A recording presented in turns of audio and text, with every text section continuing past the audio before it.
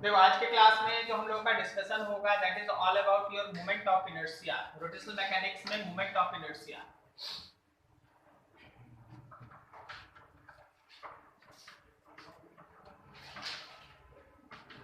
Moment of inertia इसको represent करेंगे I से। होता क्या है सुनिएगा ध्यान से।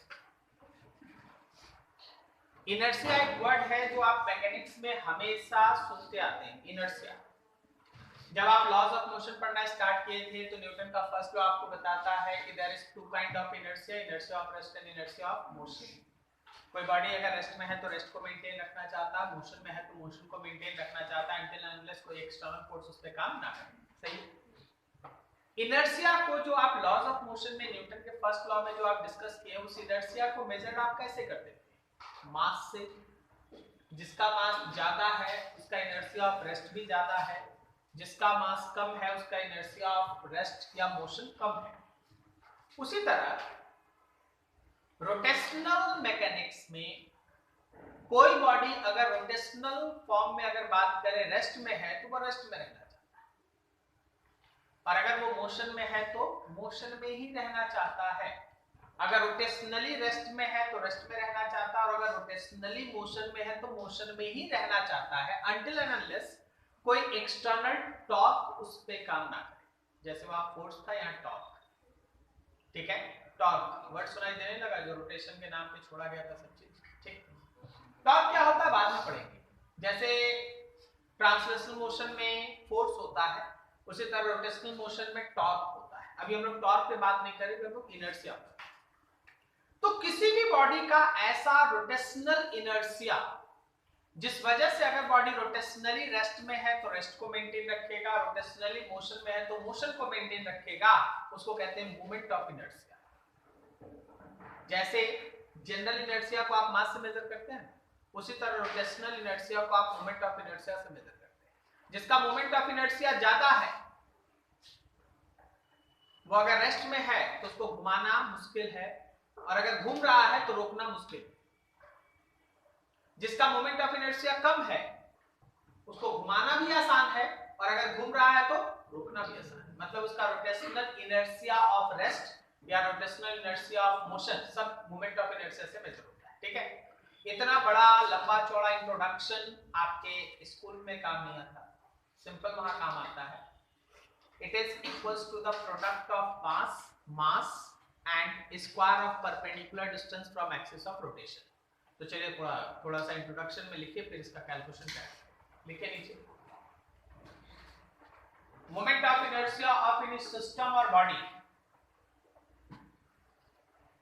Moment of inertia of any system और body is that inertia due to which any body continues to be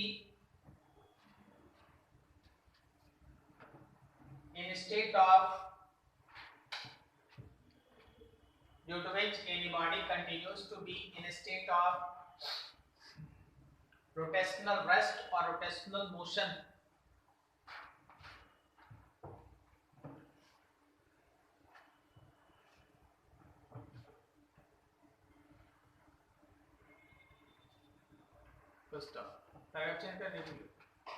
moment of inertia is measured as moment of inertia is measured as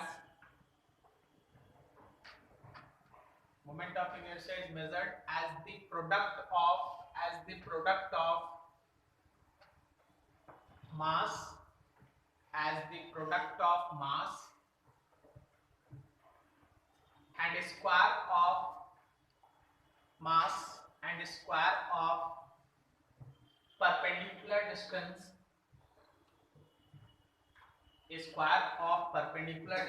from axis of rotation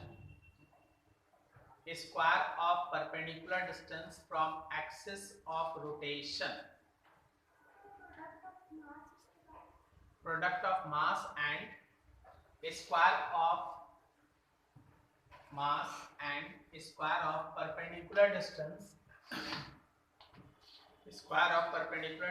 from axis of rotation। ठीक है, ध्यान से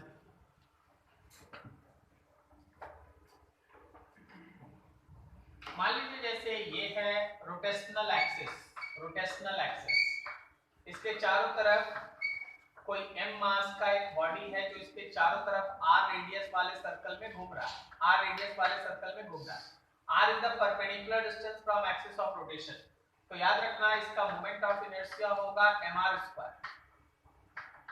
जैसे 2 kg का body है 3 metre के radius में circle के चारों तरफ, देखो जैसे ये रोटेशनल एक्सिस, ये 2 kg का बॉडी है, ये 3 मीटर सर्कल के चारों तरफ रेडियस में से घूम रहा है, तो इसका इनर्शिया है mr², मास की जगह 2 kg, रेडियस की जगह 3 मीटर का स्क्वायर।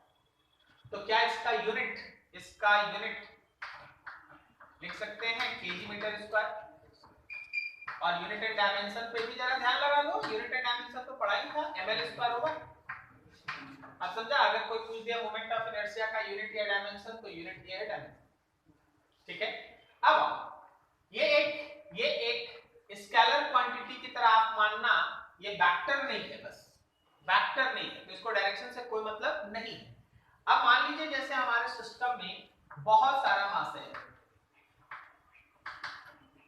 पर सिस्टम ऑफ मासेस, आपके पास एक सिस्टम है, जैसे ये एक रोटेशनल एक्सिस,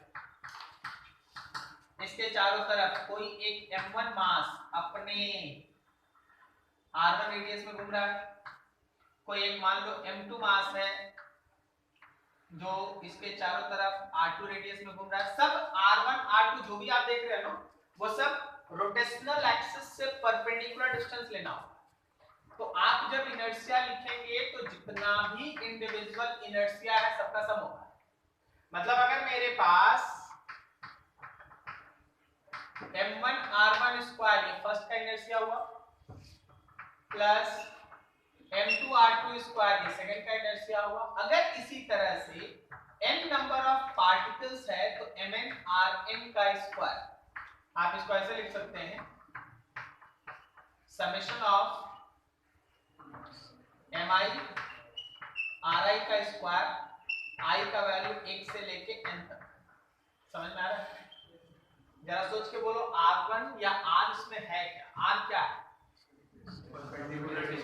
परपेंडिकुलर डिस्टेंस है फ्रॉम एक्सिस ऑफ रोटेशन।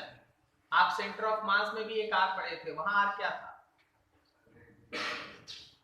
वहां कोऑर्डिनेट्स था, जहां पॉइंट होता था x कोऑर्डिनेट और y कोऑर्डिनेट। यहां r क्या है? परपेंडिकुलर डिस्टेंस है, दोनों एक चीज नहीं है।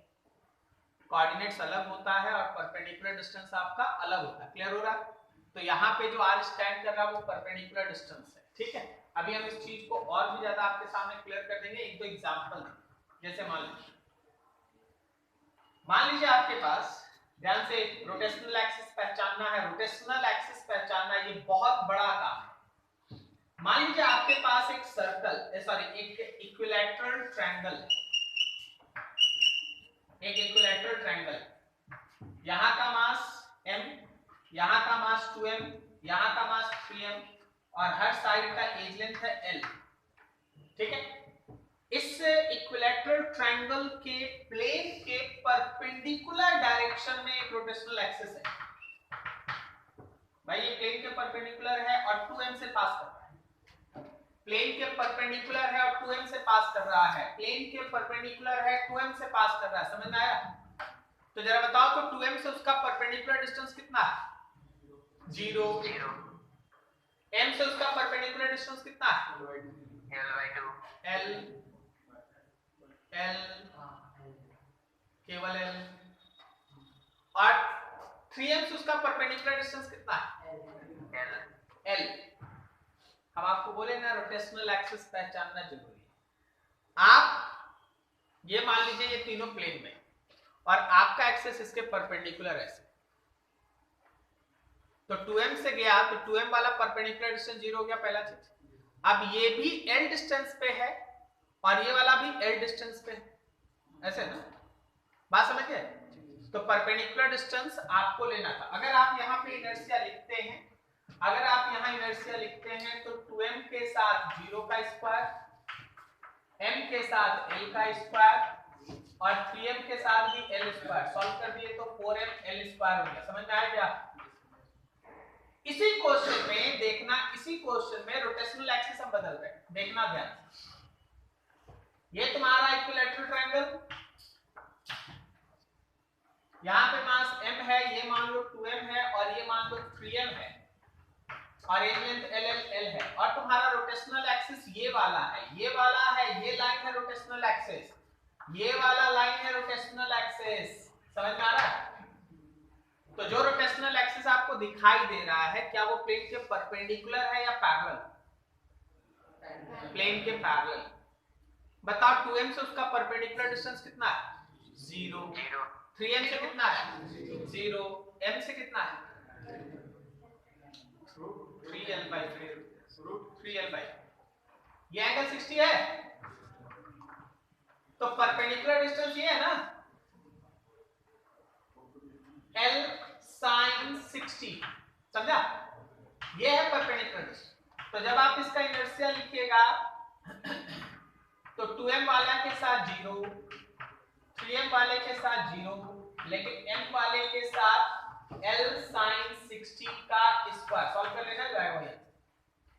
एक ही क्वेश्चन, रोटेशनल एक्सिस बदलता है, एक ही क्वेश्चन।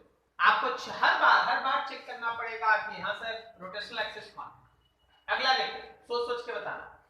आपके पास एक स्क्वायर है, ये एक स्क्वायर है,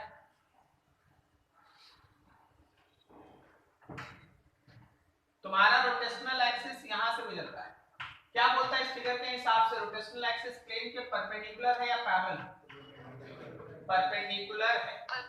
यहाँ m ले लो, यहाँ 2m ले लो, यहाँ 3m ले लो और यहाँ 4m ले लो। हर एज लेंथ l और l है। सही? आपको बस परपेंडिकुलर डिस्टेंस सोच लेना। हमको बताओ m का परपेंडिकुलर डिस्टेंस कितना है? 0। 2m का परपेंडिकुलर डिस्टेंस l, 4m का परपेंडिकुलर डिस्टेंस l, 3m का √2l। क्या सबको समझ में आया? √2l। ठीक है। तो आप जब यहाँ पे इनर्शिया लिखेंगे तो m के साथ 0 का स्क्वायर हो गया,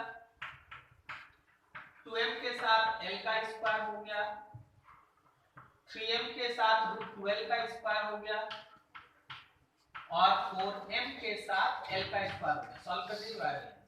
ठीक है। तो इनर्शिया अगर किसी पार्टिकल का लिखना रहा ना, इनर्शिया अगर किसी पार्टिकल का लिखना रहा तो बस सिंपल वे से आप चलिए। आप लोगों को समझ में आया √2l कैसे है? नहीं ना? देखिए, यहां से लेके यहां तक का ये डिस्टेंस, यहां से लेके यहां तक का ये डिस्टेंस आप पता कर पा रहे कि ये 90 है, ये L है, ये L है, ये 90 है, तब तो ये हाइपोटेनस है ना, तो √2l होगा। तो ये परपेंडिकुलर डिस्टेंस। आपको हमेशा परपेंडिकुलर डिस्टेंस अलग-अलग तरीके से पता होना चाहिए। अभी देखिए हम अगला जो लिख रहे हैं उसको समझो। मेरे पास m मास है, उसका कोऑर्डिनेट है 2 3 4। मेरे पास 2m मास है, उसका कोऑर्डिनेट है 1 6 8। मेरे पास 3m मास है, उसका कोऑर्डिनेट है 1 2 3। अब बताओ फ्रॉम z एक्सिस, मान लो यही है रोटेशनल एक्सिस, थोड़ा जगह कम है वैसे ही लिखते हैं। ठीक है, z axis as rotational axis. क्या आप में से कोई बता सकता है कि m मास का परपेंडिकुलर डिस्टेंस कितना है? 4।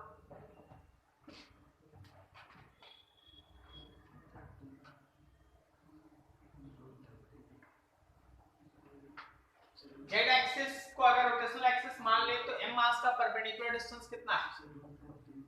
हाँ, √13। Very good, √13। देखिए z एक्सिस से जो परपेंडिकुलर डिस्टेंस होता है वो होता है √x² + y², √x² + y²। समझ में आया? x एक्सिस से परपेंडिकुलर डिस्टेंस होता है √y² + z²। और y एक्सिस से परपेंडिकुलर डिस्टेंस होता है root under x square plus z square. तो perpendicular distance from z axis is root under x coordinate का स्क्वायर प्लस y कोऑर्डिनेट का स्क्वायर। ठीक है, अब m के लिए लो तो रूट अंडर 13, 2m के लिए लो तो रूट अंडर 37, 3m के लिए लो तो रूट अंडर 5। फिर सॉल्व कीजिए आंसर। क्लियर है? नोट करो।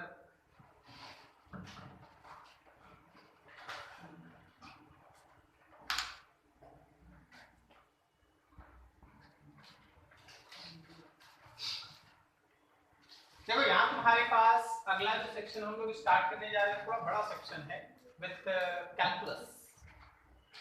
आप जो अभी पीछे लिखे थे mr स्क्वायर, मास को परपेंडिकुलर डिस्टेंस के स्क्वायर से मल्टीप्लाई कर देना, ये वही काम करता है जहां आपके पास मास एक पॉइंट मास की तरह हो।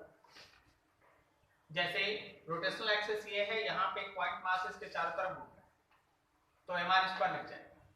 लेकिन अगर ये सेंटर के अबाउट में हम इसको घुमाना स्टार्ट करें तो ये भी तो रोटेशनल मोशन, लेकिन यहाँ पे mr स्क्वायर नहीं लगा सकते। क्यों? यहाँ मास का डिस्ट्रीब्यूशन है। रोटेशनल एक्सिस के अबाउट में मास डिस्ट्रीब्यूशन, देखो कुछ मास नजदीक है, कुछ मास दूर है, कुछ मास और दूर। बड़ा एग्जांपल में मान लीजिए ये रॉड ही ले, ठीक है, ये रॉड एक मास का डिस्ट्रीब्यूशन। अब अगर हम इसको यहाँ से पकड़ के इसको घुमाना स्टार्ट करें तो ये वाला मास छोटे रेडियस में घूम रहा है, ये वाला और बड़ा में घूम रहा है, ये और बड़ा घूम रहा है और बड़ा, तो तुम कहाँ लगाओगे mr स्क्वायर? तो इस केस में you have to go through this 5 steps. सबसे पहले जैसा भी मास का डिस्ट्रीब्यूशन रहा, जैसे कि आप लास्ट सेंटर ऑफ मास में पढ़ चुके, मास का 3 तरह का डिस्ट्रीब्यूशन होता है, वो लीनियर है, वो सरफेस है, वो वॉल्यूमेट्रिक है। पहले इसका डिसीजन ले लो, उसके बाद एक प्रॉपर एलिमेंट्री पार्ट ले लो, ये भी आप सीखे हैं कि कब किस केस में कैसा एलिमेंट्री पार्ट लेते हैं। थर्ड केस में उसका एलिमेंट्री पार्ट का मास लिखो dm। फोर्थ केस में जो आप एलिमेंट्री पार्ट चुने उसका एक स्मॉल इनर्शिया लिखिए, ठीक है, वो इनर्शिया लिखिए और फिर पार्ट में उसको इंटीग्रेट कीजिए। तो इस पे आप लोग बहुत एक से एक क्वेश्चन आप बना सकते हैं। कुछ वैसा पार्ट है जो सीधा आपसे है स्कूल में पूछा जाता है, तो पहले वो डेरिवेशन सेक्शन हम आपके साथ खत्म कर लें, फिर उसके बाद जो एडिशनल है वो भी आपके साथ चलेंगे। सबसे पहला पार्ट देखिए। हाँ, एक चीज और इसमें इंपॉर्टेंट, आपको रोटेशनल एक्सिस स्टेटमेंट पढ़ के समझना। रोटेशनल एक्सिस पे जिस स्ट्रेट का कमांड हो गया in case of moment of inertia, उसका आधा से ज्यादा प्रॉब्लम सॉल्व। आप देख रहे हैं ना, एक ही फिगर है, अलग अलग रोटेशनल एक्सिस में अलग अलग आंसर है, तो आपको इस चीज पे कमांड रखना होगा। देखो सबसे पहले हम लोग डिस्कस कर रहे हैं moment of inertia of uniform rod about an axis perpendicular to its length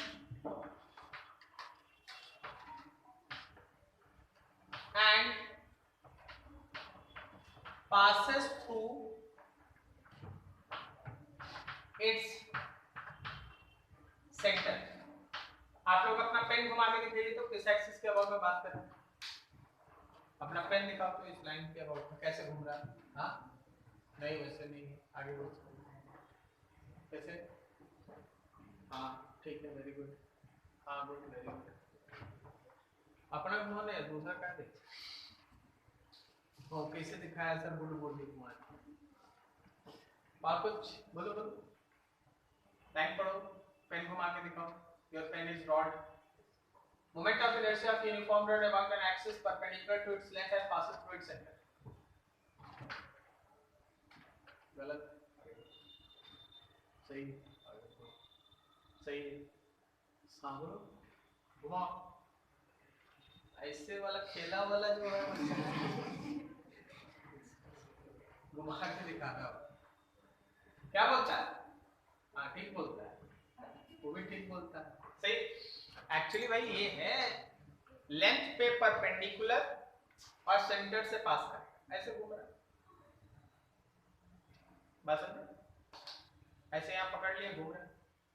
अब देखो यहाँ पकड़ और ये घूम रहा है, तो ये एक्सिस ऐसा, ठीक है, ये सेंटर से नहीं पास कर रहा है, ये इनसे पास कर रहा है, लेकिन लेंथ पे अभी भी परपेंडिकुलर।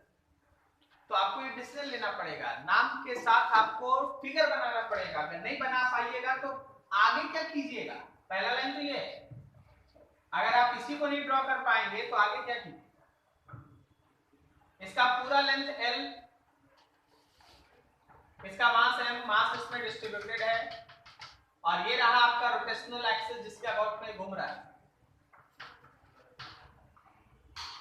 समझे, रोटेशनल एक्सिस जिसके अबाउट में घूम रहा है, समझे।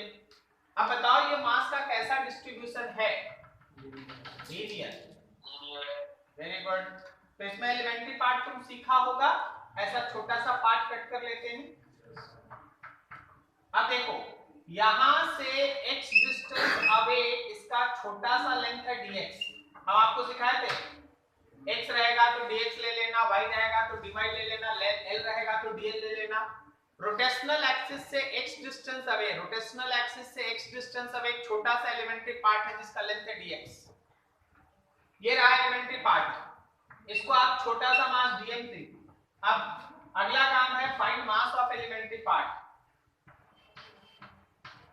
मास ऑफ elementary part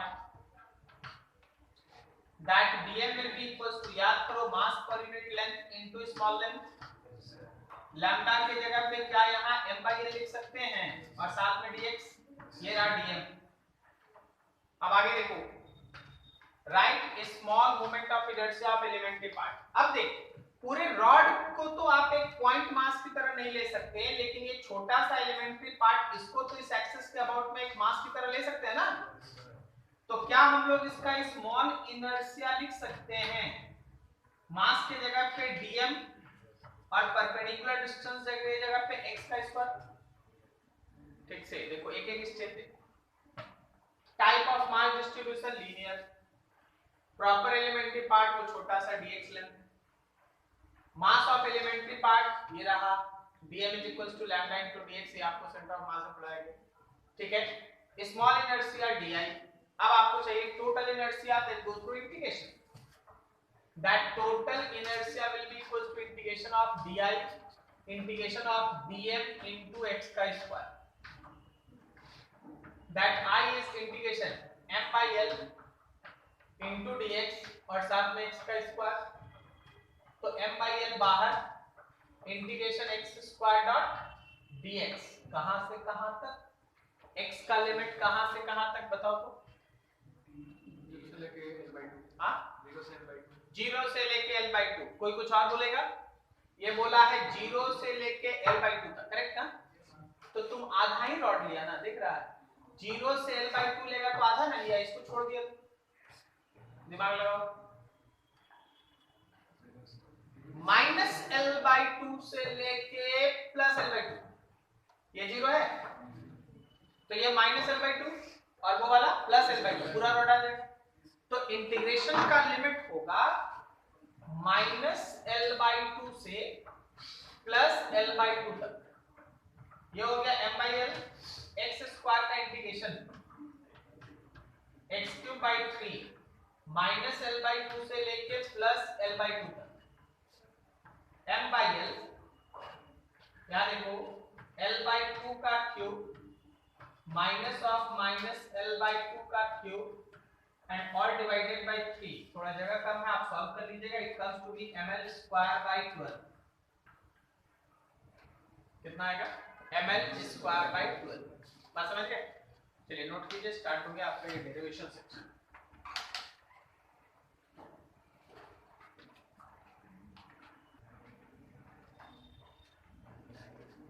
देखिए इसी में एक और अगर आप जोड़ेंगे ना कि अगर आप मोमेंट ऑफ इनर्शिया निकालना चाहते हैं, moment of inertia of uniform rod about an axis perpendicular to its length and passes through one end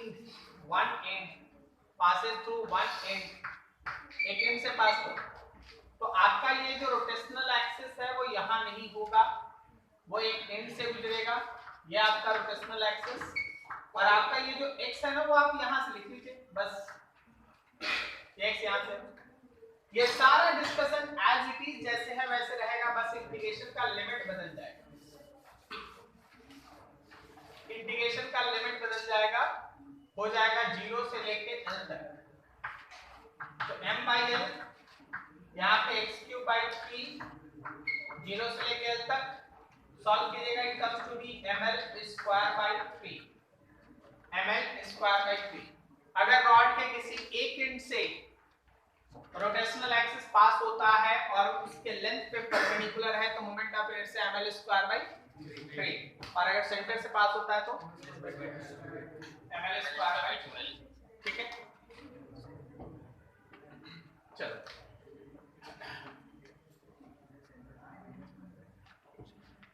कर लो इसको फटाफट, आगे बढ़े। तब का हो गया, बाकी आप देख लीजिए वहां पर इंटीग्रेशन कर। चलिए अगला देखते हैं हम लोग रिंग के केस में मोमेंट ऑफ इनर्शिया। रिंग है, डिस्क है, इतना तक हम लोग डेरिवेशन करेंगे, लैमिना तक हर केस में इसको बगल में रखेंगे ताकि आपको ये मेथड समझ में आए कि जो आप इंटीग्रेशन वाला मेथड यूज कर रहे हो वो कैसे आ रहा है, स्टेप्स क्या है उसके अंदर। सेकंड पार्ट है आपके पास moment of inertia of ring about an axis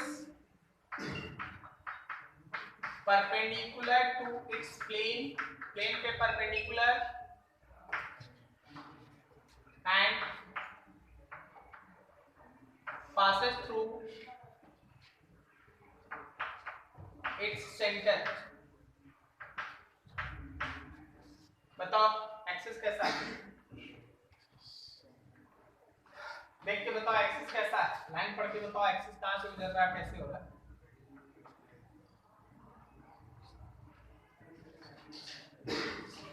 ये आपका रिंग है तो एक्सिस उसके सेंटर से जा रहा है और प्लेन पे कैसा है, परपेंडिकुलर, मतलब ऐसा कुछ। ये आपके पास रिंग है तो रोटेशनल एक्सिस यहां से गुजरता है, करेक्ट है, क्या समझ पाए सब कुछ। यस, रोटेशनल एक्सिस ये, मान लो इसका मास m है, रेडियस r है। आप बताइए रिंग के केस में मास का ये कैसा डिस्ट्रीब्यूशन है, first step, second step, first step ring मतलब कैसा मास का डिस्ट्रीब्यूशन, लीनियर मास डिस्ट्रीब्यूशन, लीनियर मास डिस्ट्रीब्यूशन। क्या लैम्डा की जगह पे m/2πr लिख सकते हैं। रिंग के केस में एलिमेंट्री पार्ट कैसा लेता है, छोटा सा लेंथ लेगा, छोटा सा लेंथ, मान लो ये छोटा सा लेंथ ले लिए dl लेंथ, क्या इसका सेंटर से डिस्टेंस r के बराबर है, तो उस एलिमेंट्री मास को अगर हम लिखेंगे तो लैम्डा इनटू dl लिखें, लैम्डा में m/2πr आ गया और dl ये हो गया dl। अब बताओ आप, अगला केस है हम लोगों के पास फाइंड मास हो गया, right small moment of inertia. वो जो आपका dm पोर्शन आए ना उसका मोमेंट ऑफ इनर्शिया लिखना होगा रोटेशनल एक्सिस के अबाउट में, तो मास तो dm पता है, परपेंडिकुलर डिस्टेंस कितना है r, तो क्या हम लोग यहाँ पे di जो लिखेंगे वो dm इनटू इस बार r का स्क्वायर लिख दें, ये चौथा स्टेप हो। पांचवें स्टेप में भाई इंटीग्रेशन, पांचवें स्टेप में इंटीग्रेशन, तो अगर आपको टोटल i चाहिए तो di का इंटीग्रेशन कीजिए, मतलब dm इनटू r स्क्वायर का इंटीग्रेशन कीजिए, m/2πr इनटू dl और साथ में r स्क्वायर, जो कांस्टेंट है सबको बाहर, 2πr कांस्टेंट था, r स्क्वायर कांस्टेंट है, इंटीग्रेशन dl का, समझना ध्यान से। आप यहां एक एलिमेंट्री पार्ट कट किए हैं और पूरा रिंग कवर करने के लिए आप अगला एलिमेंट्री पार्ट यहीं कट करेंगे, तो 0 से स्टार्ट होके क्या हमारा लिमिट 2πr तक चलेगा, अगर आधा रिंग रहता तो 0 से πr, अगर क्वार्टर सेक्शन रहता तो 0 से πr। अभी आप पूरा रिंग का समझ में आ रहा, ठीक है। तो अभी आप 0 से 2πr तक बात m/2πr साथ में r स्क्वायर dl का इंटीग्रेशन l ना, 0 से 2πr तो m by 2 pi r square, और फिर से यहाँ 2 पाई r ही तो बचेगा, ये 2 पाई r कट गया तो इनर्शिया का वैल्यू हो गया mr स्क्वायर, इनर्शिया का वैल्यू हो गया mr स्क्वायर।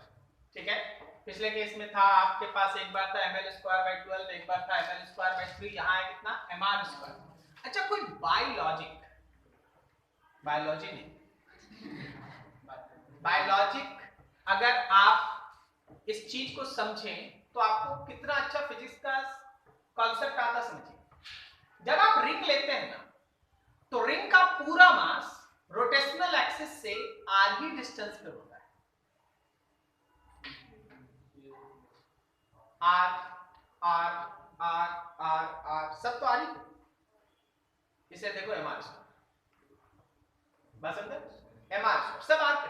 रॉड में ऐसा नहीं था, कुछ नजदीक था, कुछ उससे दूर था, कुछ और दूर था, इसलिए वहां पे कैलकुलेशन हुआ। कैलकुलेशन यहां भी हुआ, लेकिन आप अगर लॉजिकली सोच लेते ना तो भी आपका आंसर है, बस समझे, नोट करो।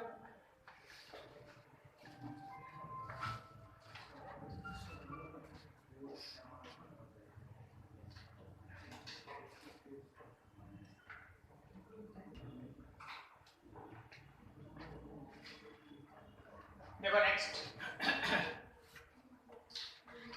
Moment of inertia of disc about an axis perpendicular to its plane and passes through center.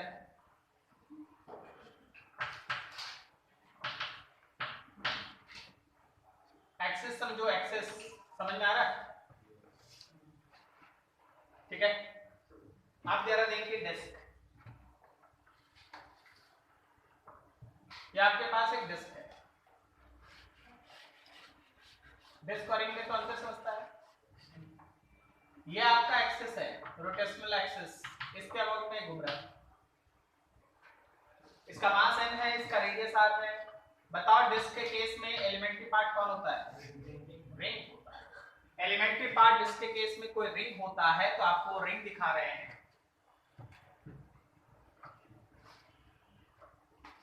ये रहा हम लोग का एलिमेंट्री रिंग,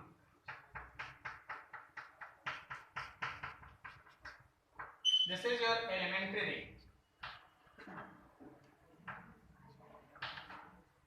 ये आपका एलिमेंट्री रिंग है जिसका रेडियस r, थिकनेस dr है।